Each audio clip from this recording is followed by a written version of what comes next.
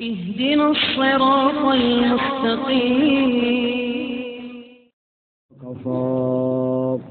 والصلاة والسلام على خاتم الرسل وسيد الأنبياء وعلى آله وأصحابه الأتقياء. أما بعد فأعوذ بالله من الشيطان الرجيم. بسم الله الرحمن الرحيم. سبح لله ما في السماوات وما في الأرض وهو العزيز الحكيم.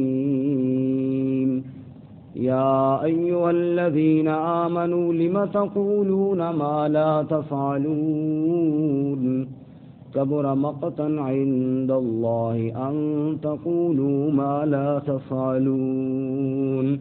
إن الله يحب الذين يقاتلون في سبيله صفا كأنهم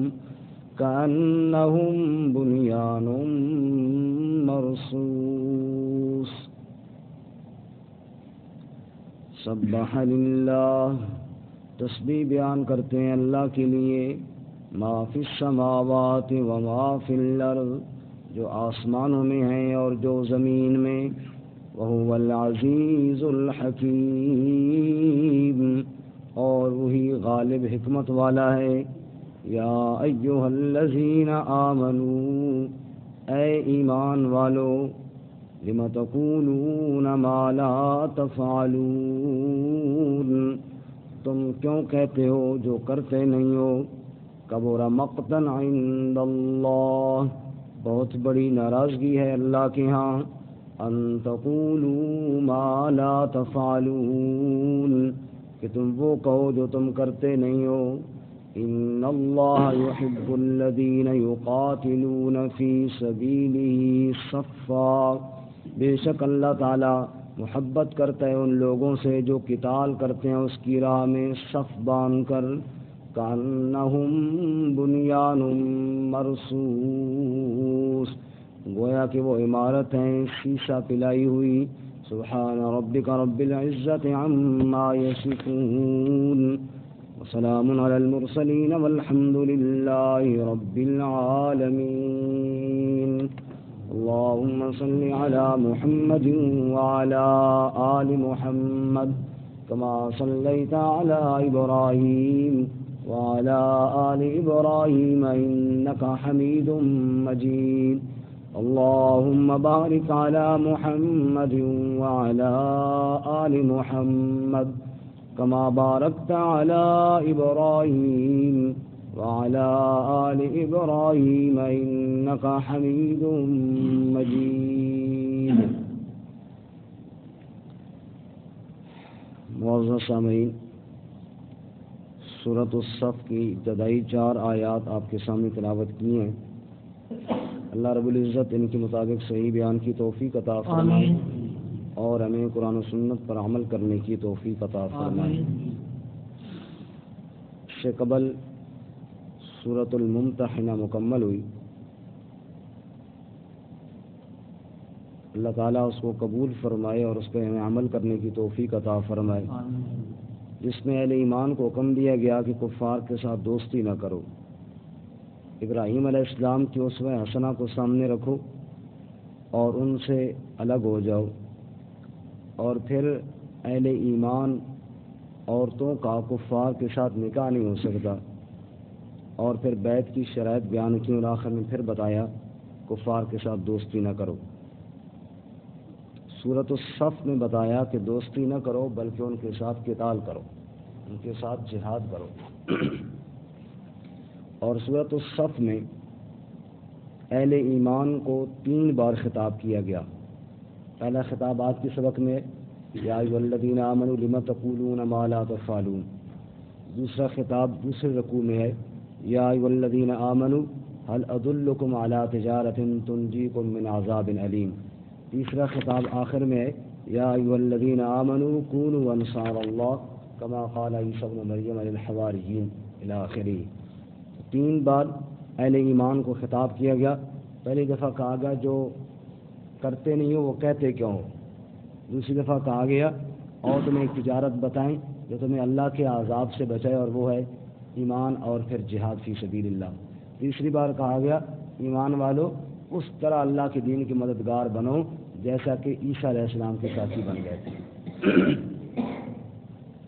شروع میں وہ مسئلہ بتایا جس مسئلے کی خاطر جہاد ہے، جس مسئلے کی خاطر پہچان ہے اسلام اور کفر کی، اس مسئلے کی وجہ سے مومن اور کافر بنتے ہیں، جیسا کہ اس سے قبل سورۃ الممتحنہ جو پچھلی سورت کل مکمل ہوئی اس میں گزر گیا کہ ابراہیم علیہ الصلوۃ والسلام نے اپنی قوم سے کہا تھا کہ تمہارے اور ہمارے درمیان بغض اور دشمنی ہے، کب تک؟ حتیٰ تؤمنوا باللہ وحدہ، جب تک تم اللہ کی وحدانیت پر یقین نہ رکھو۔ تو اس لیے یہاں پہ پہلے وہ مسئلہ بتایا سبح للہ ما فی السماوات و ما فی الارض، آسمانوں والے ہوں یا زمین والے ہوں سب اللہ کی تسبیح بیان کرتے ہیں، سب اس کی پاکی بیان کرتے ہیں۔ وہ شریکوں سے پاک ہے، وہ عیبوں سے پاک ہے، وہ مثل اور مثال سے پاک ہے، وہ کمزوریوں اور محتاجیوں سے پاک ہے، وہ عاجزیوں سے پاک ہے۔ لیس کمثلہ شیء، اس کی مثل کوئی نہیں ہے۔ وَلَهُ الْكِبْرِيَاءُ فِي السَّمَاوَاتِ وَالْأَرْضِ، آسمان و زمین میں اسی کی کبریائی کے ڈنکے بجتے ہیں۔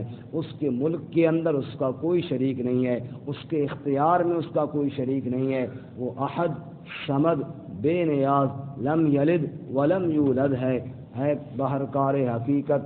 قل هو اللہ احد، وانگاہ بانے تنو جانے تو اللہ الصمد، لم یلد یارم ولم یولد، بہر جا دستگیر، لم یکن حافظ ترا ناصر، لہو کفوا احد، وہ بے مثل ہے، وہ اکیلا ہے، اس جیسا کوئی نہیں ہے، اور وہ اپنی تمام صفات کے ساتھ ہر وقت موجود ہے، ہر ایک کی طرف ہر وقت متوجہ ہے، اور اس کی کسی صفت میں اس کا کوئی شریک نہیں ہے۔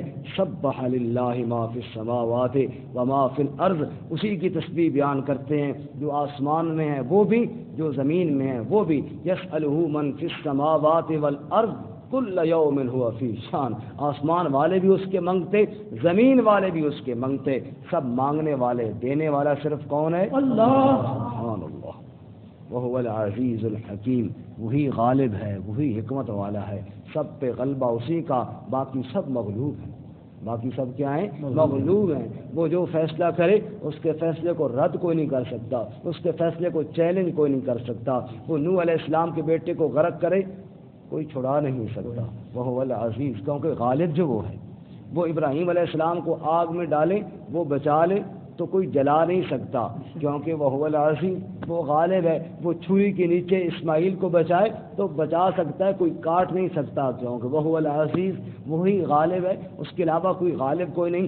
وہ پھندے سے عیسیٰ کو بچا کے آسمانوں پہ لے جائے تو وہ العزیز، وہ غالب ہے، وہ کر سکتا ہے۔ وہ گھر کے محاصرے کیے ہوئے سے بیچ میں سے اپنے محبوب محمد مصطفیٰ صلی اللہ علیہ وسلم کو نکال کر لے جائے تو نکال سکتا ہے، کیونکہ وہ العزیز، وہ غالب ہے۔ وہ غار ثور کے اندر کفار دہانے تک پہنچ جائیں اور میرے نبی کو نہ دیکھ سکیں تو وہ اس پر قادر ہے، کیونکہ وہ العزیز، وہ غالب ہے۔ اور وہ اللہ تعالیٰ اپنے محبوب صلی اللہ علیہ وسلم کے اوپر تلوار سونت کر کھڑے ہوئے کافر کے ہاتھوں سے تلوار نیچے گرا دے اور اس پہ کپ کپی طاری کرے اور اپنے نبی کو بچا لے تو وہ بچا سکتا ہے، کیونکہ وہ العزیز، وہ غالب ہے۔ 313 سے بدر کے اندر بڑے بڑے کافروں کو کچھ کو مروا دے، کچھ کو بھگا دے، کچھ کو گرفتار کروا لے، وہ العزیز، وہ غالب ہے، وہ کر سکتا ہے۔ احزاب کے موقع پہ کافر آئیں جتھوں کی صورت میں کہ مدینہ کے اوپر حملہ کریں گے، کسی کو نہیں چھوڑیں گے، وہ طوفان بھیج کے سب کو ناکام لوٹا دے، وہ العزیز، وہ غالب ہے، وہ جو چاہے وہ کر سکتا ہے۔ اس کے فیصلے کو نہ کوئی روک سکا ہے، نہ کوئی روکنے کی جرت رکھتا ہے، نہ کوئی اس کے مقابلے میں آ سکتا ہے۔ اچھا، کسی کو بچاتا ہے، کسی کو ڈبوتا ہے، کسی کو مارتا ہے، کسی کو جلاتا ہے، کسی کو عزت کے تاج پہنا دیتا ہے، کسی کو پست اور ذلیل کر دیتا ہے۔ غالب تو ہے، لیکن یہ کیوں کرتا ہے؟ فرمایا الحکیم، وہ حکمت والا بھی ہے۔ وہ کیا ہے؟ وہ حکمت والا بھی ہے، جس کی حکمت، جب اس کی حکمت کہتی ہے اس کو عزت دینی ہے وہ عزت دیتا ہے، جب اس کی حکمت کہتی ہے اس کو تھوڑا رگڑا لگانا ہے وہ رگڑا لگاتا ہے، وہ ہر کام حکمت سے کرتا ہے، اس کا کوئی کام حکمت سے خالی نہیں۔ اس اللہ کے لیے جہاد کرنا ہے، اس اللہ کے نام پہ کیا کرنا ہے؟ جہاد کرنا ہے۔ سبحان اللہ۔ اس لیے آگے فرماتے اے ایمان والو، اصل میں ہوا یوں کہ اس سے قبل بھی ہم سن چکے ہیں، پڑھ چکے ہیں 5ویں سپارے میں کچھ لوگوں نے کہا کہ جی جہاد کب فرض ہوگا، چونکہ ابتدا میں تو جہاد نہیں تھا نا، فاعفوا واصفحوا حتی یأتی اللہ بامرہ، معاف کرو، درگزر کرو جب تک کہ اللہ کا امر نہ آئے۔ اب صبر صبر، وہ مارے ہیں جی صبر کرو جی، وہ پتھر اوپر رکھ رہے ہیں لٹا کر، صبر کرو جی، وہ آگ کے انگاروں پہ لٹا رہے ہیں، صبر کرو جی، فاعفوا واصفحوا۔ تو کچھ لوگوں نے کہا کہ جہاد کب فرض ہوگا؟ کا صبر، ابھی صبر۔ الم تر الی الذین قیل لهم کفوا ایدیکم، فی الحال صبر، واقیموا الصلاۃ وآتوا الزکاۃ، ابھی نماز پڑھو، زکوٰۃ دو، جو یہ کام کرنے کے ہیں فی الحال یہ کام کرو۔ اچھا جی، وہ جی جہاد ہوتا تو ہم بھی ذرا ان کا دو ہاتھ کرتے۔ اب جہاد کوئی آسان کام تو نہیں ہے نا، بندہ جا رہا تھا جہاد کے لیے، کسی نے کہا کدھر جا رہا ہے، اس کا آج نہیں چھوڑنا کافروں میں، ایسی تیسی کر دینی ہے، خود بھی جامع شہادت نوش کرتا، بڑے فضائل ہیں، شامی واپس آ گیا، اس نے پوچھا تو واپس آ گیا؟ اس کا کہا وہ ظالم جان سے مار دیتے، جان سے تو مرنا پڑتا ہے، پھر یہ تو تیاری کر کے جانی پڑتی ہے نا، ضروری تو نہیں کہ میں ہی ماروں، کبھی مجھے بھی تیر لگ سکتا ہے، میں مار کھا بھی سکتا ہوں۔ کامیابی یہاں پہ دونوں صورتوں میں ہے، کامیابی دونوں صورتوں میں، لیکن آسان کام تو نہیں۔ اللہ فرماتا ہے فلما کتب علیہم القتال، جب قتال فرض ہوا، اذا فریق منہم یخشون الناس کخشیۃ اللہ او اشد خشیہ، بعض لوگوں سے ایسے ڈرنے لگے جیسے اللہ سے ڈرنا چاہیے تھا، او اشد خشیہ، یا اس سے بھی زیادہ۔ اور سورہ احزاب میں منافقین کا ذکر کرتے ہوئے اللہ فرماتے ہیں کہ جب عین لڑائی کا موقع ہوتا ہے، تدور اعینہم کالذی یغشی علیہ من الموت، ان کی آنکھیں یوں پھرتی ہیں جیسے ابھی موت آئی، موت ہے مگر جیسے غشیاں طاری ہو جاتی ہے، یوں ان کی آنکھیں پھرتی ہیں۔ اللہ فرماتے ہیں دعویٰ وہ نہ کرو نا جس پہ عمل نہ کر سکو، وہ دعویٰ نہ کرو جس پہ عمل نہ کر سکو۔ فرماتے ہیں یا ایھا الذین آمنوا، اے ایمان والو، لم تقولون ما لا تفعلون، تم کیوں کہتے ہو جو تم کر نہیں سکتے۔ حضرت عبداللہ بن سلام رضی اللہ تعالیٰ عنہ جلیل القدر صحابی، جو یہودیوں میں سے مسلمان ہو کر آئے، فرماتے ہیں ہم کچھ لوگ بیٹھے تھے اور ہم نے کہا یار وہ باتیں تو پتہ چلیں نا، وہ ساری باتیں ہمیں پتہ چلیں کہ جن پہ عمل کرنے سے اللہ راضی ہوتے ہیں، تاکہ ہم وہ عمل کریں، اور میں زیادہ نہ پوچھو تاکہ تم عمل نہ کر سکو گے، زیادہ نہ پوچھو، بس جو اللہ کے رسول حکم دے ان پہ عمل کرو، باقی مزید آگے بڑھنے کی کوشش نہ کرو۔ بعض لوگوں نے تم سے پہلے بھی یہ بات کہی لیکن پھر عمل نہ کر سکے، پھر عمل نہ، جہاد کا موقع ہونا جی بندہ سست بیٹھا ہو، راجہ عبدالجلیل صاحب، یہ اچھا نہیں لگتا، جہاد کی بات ہو رہی ہے صرف چست ہو کے بیٹھے، جاگیں دائیں بائیں ساتھی خود دیکھ لیا کریں، جو سو رہا ہے آرام سے نا تھوڑا سا ہاتھ لگا دیا کریں تاکہ جاگ جائے۔ ذرا آپ نکالیں دوسرا پارہ نکالیں سورۃ البقرہ، آج تو ویسے بھی چھٹی ہے نا، آج دیکھ لیں صفحہ نمبر 37، صرف 37، 37 سورۃ البقرہ دوسرا پارہ جی، آیت نمبر جی 345 ختم ہو رہی ہے، 245 ختم ہو رہی ہے اور 246 شروع ہو رہی ہے، 246 نمبر آیت شروع ہو رہی ہے اور 245 ختم ہو رہی ہے۔ کیا فرماتے ہیں؟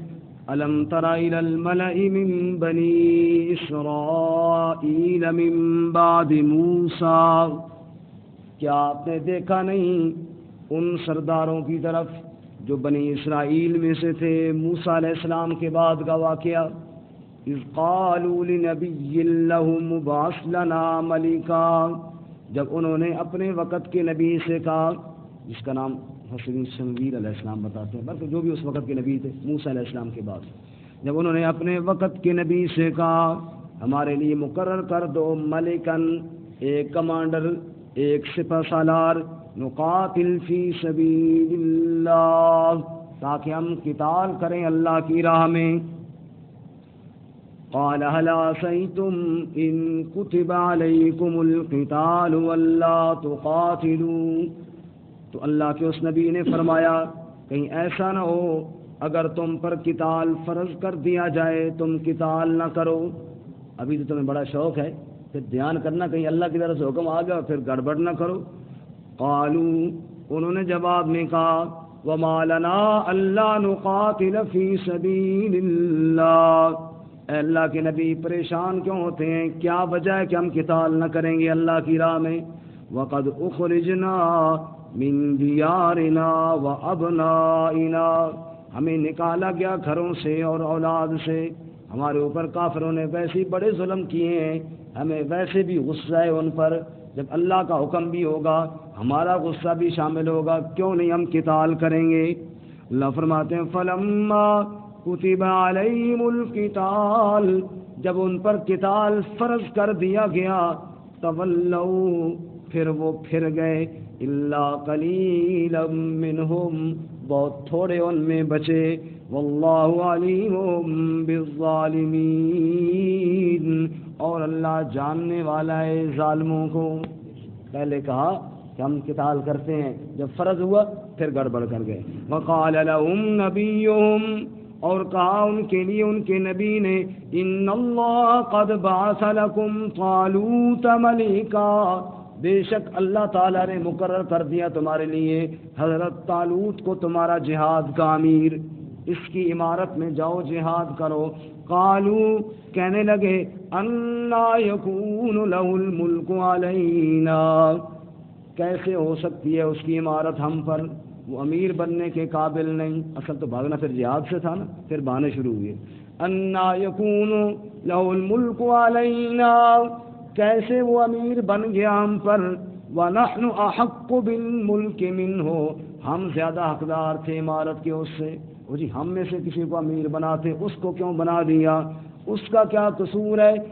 ولم یؤت سعۃ من المال، وہ تو غریب بندہ ہے، مال اس کے پاس کوئی نہیں، وہ کیسے امیر بن گیا؟ انہوں نے کہا کہ مالدار بندہ ہوتا وہ امیر بن جاتا۔ اللہ کے نبی نے فرمایا قال ان اللہ اصطفاہ علیکم، فرمایا اللہ نے اس کو تم پر چن لیا ہے۔ کس نے چن لیا ہے؟ اللہ نے چن لیا ہے۔ اور جہاد کا جو کمانڈر ہے، جو فوج کا سپہ سالار ہے، اس کے پاس مال زیادہ ہونا ضروری نہیں، دو شرطیں ہونا ضروری ہیں، دو چیزیں، ایک جسمانی طور پر ٹھیک ہو، توانا ہو، جہاد کو جانتا ہو، جہاد کرنے کے قابل ہو، ایسے نہ ہو کہ جناب پہلے کمانڈر صاحب کو اٹھا کے لے کے پھرتے ہوں، جسمانی طور پر کیا ہو، فٹ ہو، اور دوسرا علم رکھتا ہو، وہ جانتا ہو، قوانین کو جانتا ہو، سمجھتا ہو، شرعی احکامات بھی اس کے پاس ہو، جنگی علم بھی اس کے پاس ہو، کوئی علم رکھتا ہو۔ فرمایا وزادہ بسطۃ فی العلم والجسم، اللہ کریم نے اس کو وسعت دی ہے علم میں بھی اور جسم میں بھی۔ حضرت طالوت علم بھی رکھتے ہیں، شریعت کا بھی علم رکھتے ہیں، جہاد کا بھی علم رکھتے ہیں، اور جسمانی طور پر طاقتور بندہ بھی ہیں۔ یہ دو صفتیں جس کے اندر ہوں وہ جہاد کا امیر بننے کے قابل ہوتا ہے۔ اور دوسری بات واللہ یؤتی ملکہ من یشاء، اللہ جس کو چاہے ملک عطا کر دے، اللہ جس کو چاہے امیر بنا دے، پھر کسی کو اعتراض کرنے کا کوئی حق نہیں۔ واللہ واسع علیم، اور اللہ وسعت والا، اللہ علم والا ہے۔ یہ بات بتائی، اب آگے پورا واقعہ ہے، اب پورا واقعہ سننے میں بہت دیر ہو جائے گی، میں صرف خلاصہ عرض کر دیتا ہوں۔ جب امیر مقرر ہو گئے پھر اللہ کی طرف سے نشانیاں بھی آ گئیں، وہ تابوت جو اس کو تابوت سکینہ کہتے ہیں، جس پہ موسیٰ علیہ الصلوۃ والسلام کی بقیہ جات تھیں، جو ان کے پاس نہیں تھا، وہ بھی فرشتے لے کر آئے، کہا یہ امیر ہے۔ اب پکی نشانیاں مل گئیں کہ یہ امیر ہے، اللہ کی طرف سے ہے، جہاد کرو۔ اب جب جہاد کے لیے نکلے مجبوراً کہ ٹھیک ہے جی اب کرنا ہی ہے، اب آگے پھر آزمائش ہے، یہ اگلی آیت میں دیکھیں رکوع کے ساتھ۔ فلما فصل طالوت بالجنود، یہ آگے رکوع سے دیکھیں، جب طالوت جدا ہوئے لشکر لے کر، اب انہوں نے ماننا ٹھیک ہے جی یہی امیر ہے، قال ان اللہ مبتلیکم بنہر، فرمایا اللہ تعالیٰ تمہیں نہر کے ساتھ آزمانے والے ہیں، کیسے؟ فمن شرب منہ فلیس منی، جس نے پانی پی لیا وہ میرے لشکر میں نہیں جا سکتا، ومن لم یطعمہ فإنہ منی، جس نے نہ چکھا پانی وہ میرے ساتھ جائے گا، الا من اقترف غرفۃ بیدی، ایک آدھ چلو پانی کا بھر کے پی سکتا ہے، زیادہ پانی پینے کی اجازت نہیں ہے۔ جہاد کا سفر مشکل سفر ہے، اس کے اندر بزدل بندہ جو بھوک نہ برداشت کر سکتا ہو، جو تکلیف نہ برداشت کر سکتا وہ نہیں جا سکتا، اس لیے یہ آزمائش۔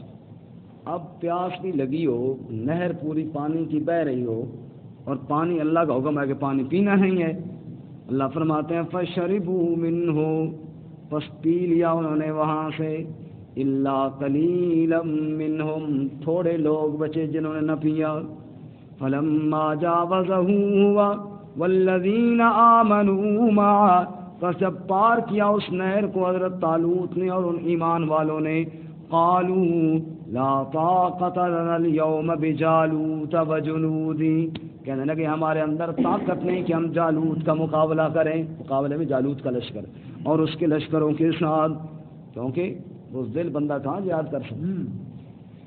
قال الذین یظنون، اللہ فرماتے ہیں کہا ان لوگوں نے جن کا یہ یقین تھا، انہم ملاقو اللہ، کہ بے شک وہ اللہ سے ملنے والے ہیں۔ جو آدمی سچا مجاہد ہوتا ہے وہ تو اپنی جان ہتھیلی پہ اس لیے رکھ کے جاتا ہے کہ ان قریب میری رب سے ملاقات ہونے والی ہے۔ جس نے جو یہ عقیدہ رکھتے تھے نا، انہوں نے کہا کم من فئۃ قلیلہ، کتنی تھوڑی جماعتیں، غلبت فئۃ کثیرۃ باذن اللہ، وہ غالب آ جاتی ہیں بڑی جماعتوں پر اللہ کے حکم کے ساتھ، سبحان اللہ، واللہ مع الصابرین، اور اللہ صبر کرنے والوں کے ساتھ ہوتا ہے۔ اب واپس آئیں سبق پر، یا ایھا الذین آمنوا لم تقولون ما لا تفعلون، اے اہل ایمان وہ کیوں کہتے ہو جو کر نہیں سکتے ہو، فرمایا سوچ سمجھ کے بات کیا کرو، جو بات کر نہ سکو اس کے کہنے کی ضرورت نہیں ہے۔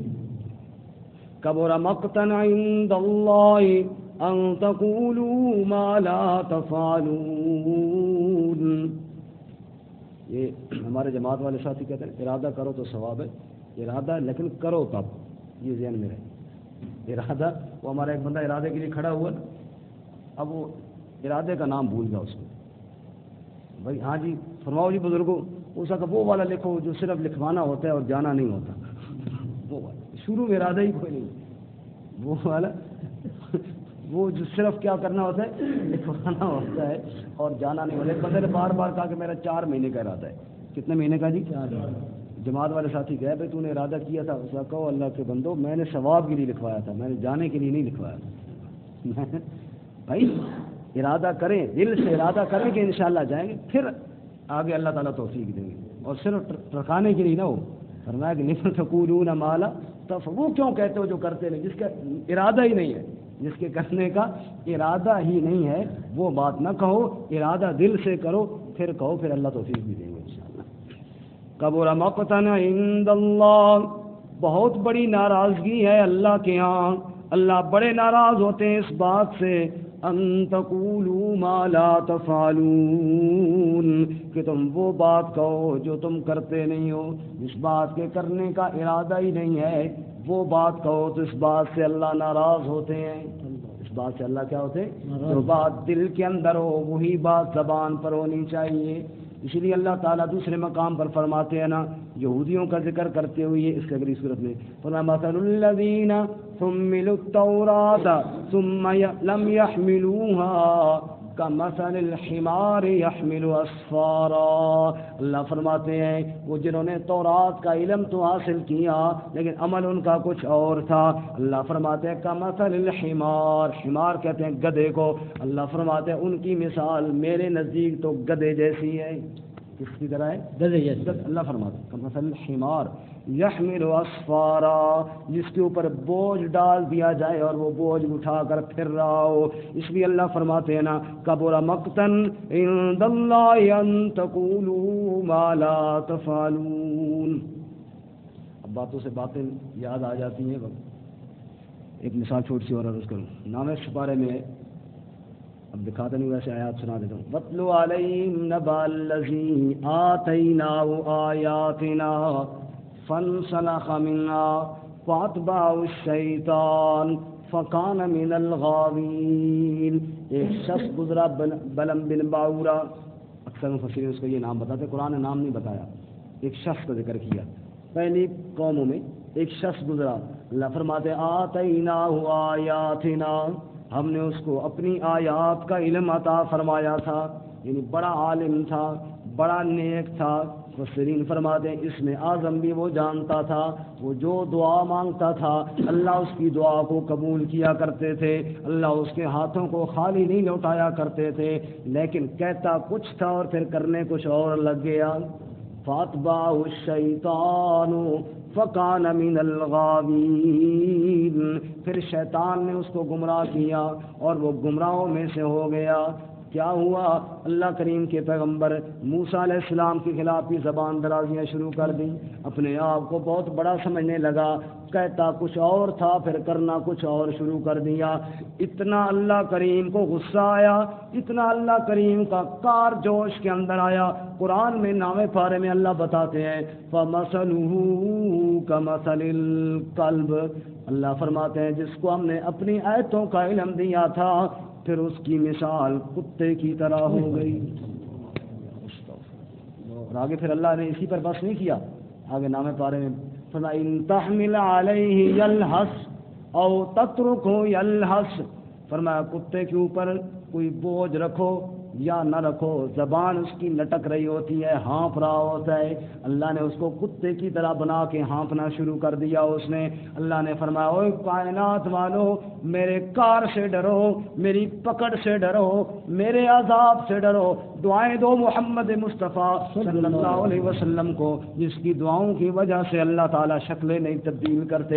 ورنہ دیکھو نا پہلے لوگوں نے جب یوں گڑبڑ کی تو اللہ نے کیا ان کو سزا دے دی. فرمایا کبر مقتا عند اللہ، یہ اللہ کے ہاں بڑی ناراضگی کا باعث بنتا ہے. اللہ کو بڑا غصہ آتا ہے اس بندے پر ان تقولوا ما لا تفعلون، کہ وہ بات کرے، وہ بات کہے جو وہ کرتا نہیں ہے.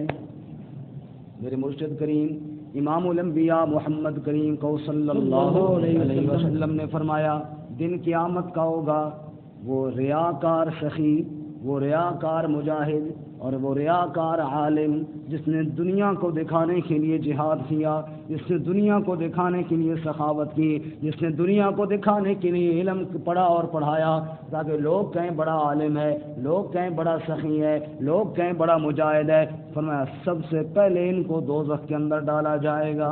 اللہ کریم فرمائیں گے کرتے کچھ اور تھے، چاہتے کچھ اور تھے، نیتیں کچھ اور تھیں، زبان پر کچھ اور تھا، اوپر کچھ اور تھا، اندر تمہارے کچھ اور تھا. فرمایا یہ بات اللہ کو بہت ناراض کرتی ہے. باقی قتال فی سبیل اللہ کا تو بڑا اونچا مقام ہے. ان اللہ یحب الذین یقاتلون فی سبیلہ صفا، بے شک اللہ تعالیٰ کو بڑی محبت ہے ان لوگوں کے ساتھ جو اس کی راہ میں قتال کرتے ہیں، جو اللہ کی راہ میں تلوار چلاتے ہیں اللہ کے دشمنوں کے ساتھ. اللہ کو بڑی محبت ہے. سورۃ الحدید میں آپ سن چکے ہیں اللہ تعالیٰ نے فرمایا نا وَأَنزَلْنَا الْحَدِيدَ فِيهِ بَأْسٌ شَدِيدٌ وَمَنَافِعُ لِلنَّاسِ. اس سے پہلے اللہ نے فرمایا ہم نے قرآن نازل کیا، ہم نے کتاب نازل کی تاکہ لیقوم الناس بالقسط، تاکہ لوگ انصاف کے ساتھ رہیں، عدل کے ساتھ رہیں، میرے قرآن پر عمل کریں، اپنے فیصلے میرے احکامات کے مطابق پورا کریں۔ میں نے سمجھانے کے لیے، دعوت دینے کے لیے نصاب نازل کیا ہے قرآن پاک۔